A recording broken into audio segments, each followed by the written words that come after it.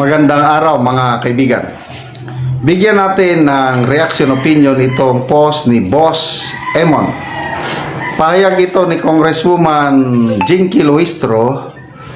Umamin na natatakot siya o sila, mga kongresista, na baka balikan sila ni BP Sara pag nanalong presidente sa 2028. Hindi umano nawawala ang posibilidad ng pangamba ng ilang mambabatas na makikita sa impeachment trial ni Vice President Sara Duterte na sila ay mabalikan sa 2028 sakaling manalo itong susunod na presidente ng Pilipinas para sa 2028 na eleksyon.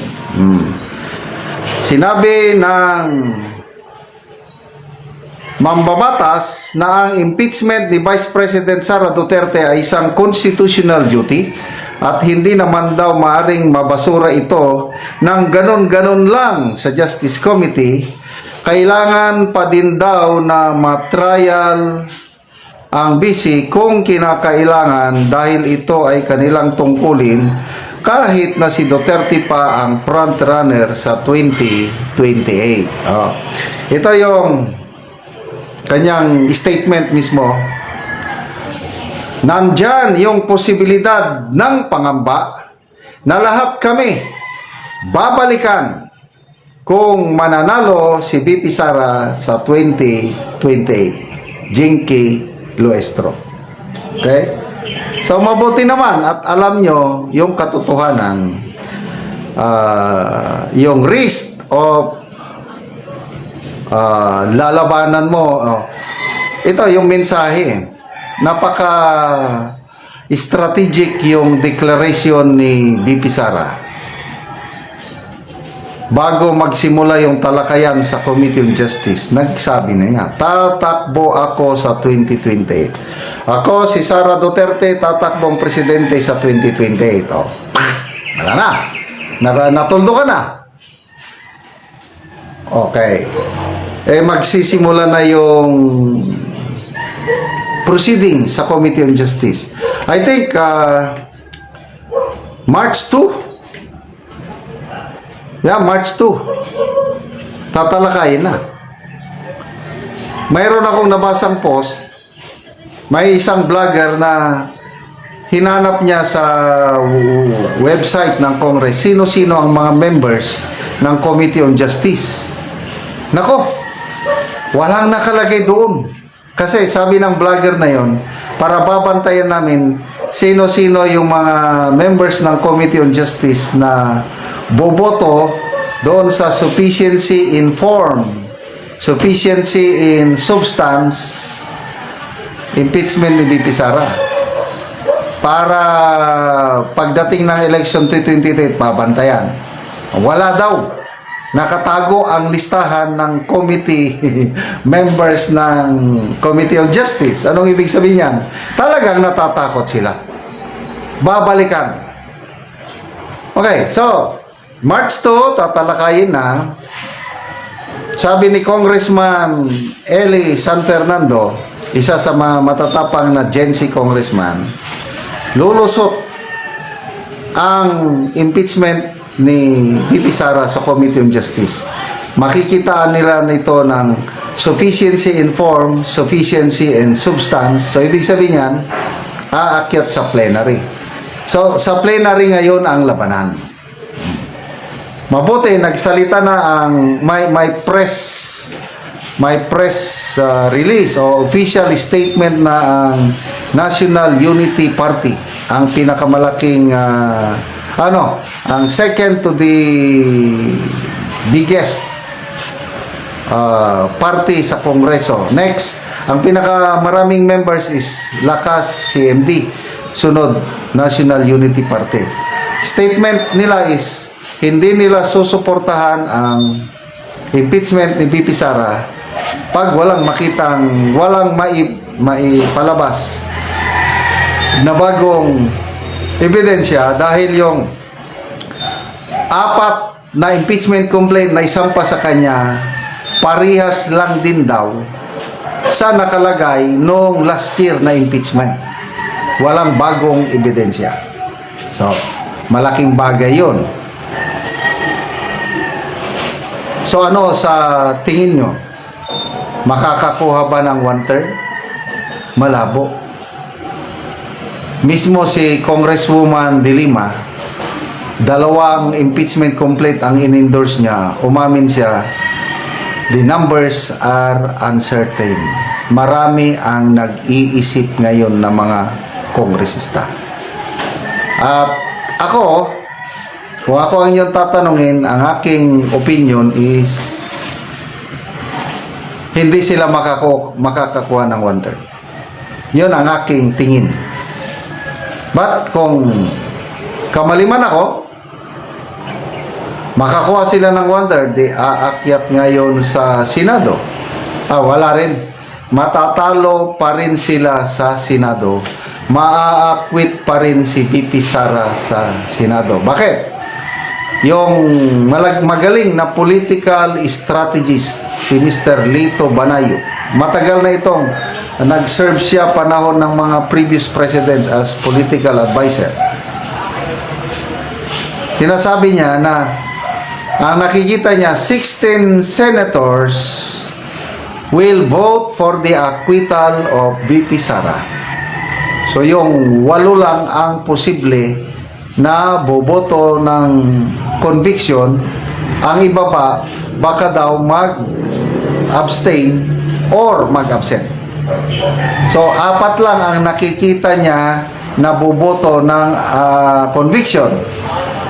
Risa Ontiveros, Kiko Pangilinan, Tito Soto at saka Ping Lacson. Yung 2 Tulfo brothers daw posibleng mag-vote for conviction or mag-abstain. So to me, win-win si VP Sara. Wala siyang katalo-talo dito sa impeachment case na ito. Humanda kayo. Sige, sa mga kongresista, I hope mag-isip kayo ng kung nung last year, lalo silang kakabahan nito Kasi, mahirap pong tumakbong pagiging presidente, yung national position. Kasi nga, you need a lot of resources. Marami kang pagagalawin. Kaya, advantage ng administration candidate dahil machinery, pwede silang maggamit ng government resources para yung candidacy ng kanilang yung pambato nila maikot ang buong. Kasi kung kakandidato ka, kailangan pasyalan mo ang buong Pilipinas, magpakita ka. Malaking bagay yun, yung nakikita ka ng botante at nakakapagsalita ka sa iba't ibang lugar. Ganyan yan sa Kaya sa presidential campaign, kailangan mo talaga ng ganito. Si Tatay Digong, ang alam ko, ang isa sa dilema o problema niya bakit alanganin siyang tumakbo is wala siyang resources. Parang imposible siyang manalo Ako nung una parang alanganin ako kasi ang kandidato ng administrasyon noon is si Mar Rojas. Tama ba? Yeah. Marami siyang mga malalakas na kalaban. May Grace po, Mar Rojas, sino pa ba? Miriam Defensor. Kailan ba tumakbo si Binay? 2010 ata tinalo niya. Ayun. Kailan tumakbo pa rin. Paano nalaw si Tatay Digong? Nanalo na lang siya sa plataforma Kasi nung simula ng kampanya, mababa yung ratings niya. Mababa. Kasi hindi siya. Mayor lang siya Wala siyang national position. Mayor lang.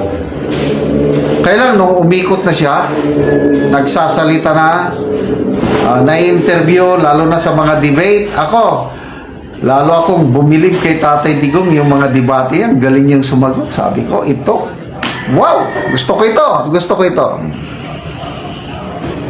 So, yun nga, kakaunti ang pera ni Tatay Digong. Nagbayad siya ng kaunti sa ABS-CBN para sa kanyang advertisement. Hindi pa in-advertise ng ABS-CBN. Kaya nung nanalo siya, wala ang ABS-CBN. Nagkapuliki. So ito ngayon, with Chavit Singson, ay talagang mayaman as in. I am from La Union, ano? Basta nagbabakasyon ako sa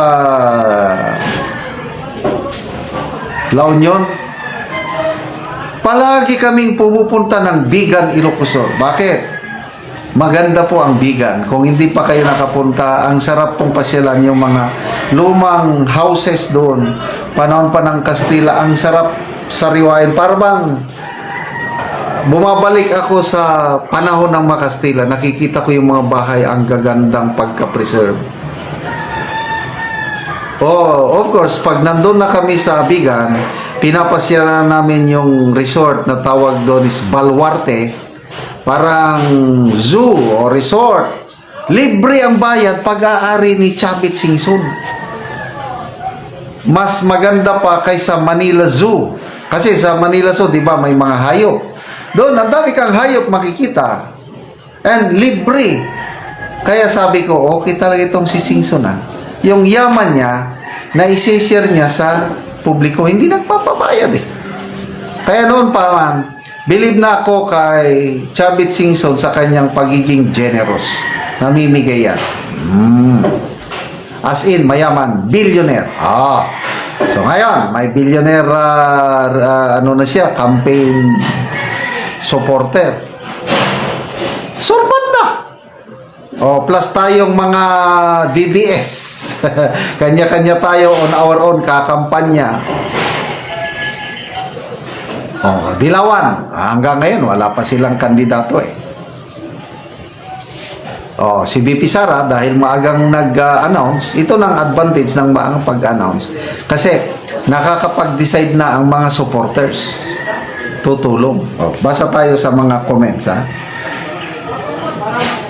2,400 ang nag-react, 1,200 ang nag-like, 1,100 nag-love, 64 ang puros positive ang mga reaction. And then ito comments. Sure nani, sabi ni Mira Valles. Eric Linkay, BP Inday Sara and Sir Chavit Singson, kayo ang tunay na may malasakit sa Pilipino. Mabuhay. Bobby Velasquez, thank you Sir Chavit Singson. Joyful Heart, ay legit. Akala ko si Marcoleta hindi, campaign supporter lang ito. Salamat Manong Chavit. Sabi ni Bay Olive, good job Sir. Thank you, Go. We salute you. Friends forever. Speaking of friends forever, ito, nabasa ko lang sa post, ha. Si Kitty Duterte, ang boyfriend niya, apo ni Chavit Singson. May relasyon. Sana magkatuluyan silang dalawa. Pag nagkatuluyan yan, di lalong mag-galvanize, masimento ang relasyon ng Singson family at Duterte. Sorry. So, kumusta na, Senator Risa? Pili na ba kayo ng inyong kandidato? Kayo bang mapipili? Kasi parang planong makipag-alyansa ang liberal sa Marcos. Bring it on. Alyansa kayo kung kanino kayo makipag-alyansa. Salamat mga kaibigan sa inyong pagsubaybay sa ating channel. Nakakatulong kayo ng malaki sa tribong Talandig ng Bukidnon dahil ang sweldo natin sa channel na ito is pantulong po sa tribo. Namimigay tayo ng libreng yero at pako para makapagpatayo sila ng mas maayos na tirahan. Panoorin nyo ang video na ito. Ana mo og yero. So mag-atop ni karon. Jakat sa pura yun. So muna ni ang iyang atopan. So nindot gyud.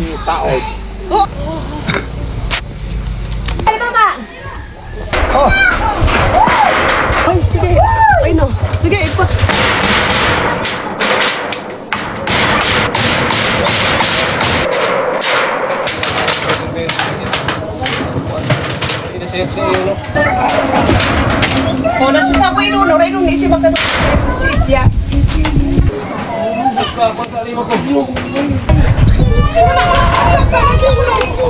Mabukat siya pa nun.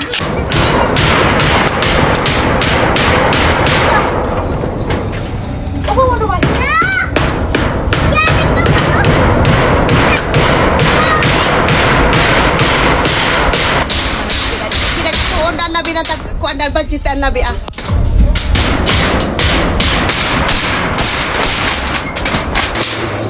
Tawag balik ang sa Alam. Bisan ma-kwarto. Tira na natin yung Nagbalik-balik ka na. O karon humanagyod sa pag-atop ang among gihatag nga yero. So maayo na gyud nga tan-awon kay nahuman naman sa pag-atop. Salamat kayo. Salamat to. Salamat sa Ginoo. Tabang ko sa Ginoo. Sir makanas kayo Salamat sa tabang nagtabang sa sin sin sa mua. amo O sige ka sa nag-sponsor. sa sin. Pila day ka bulan ni ang kining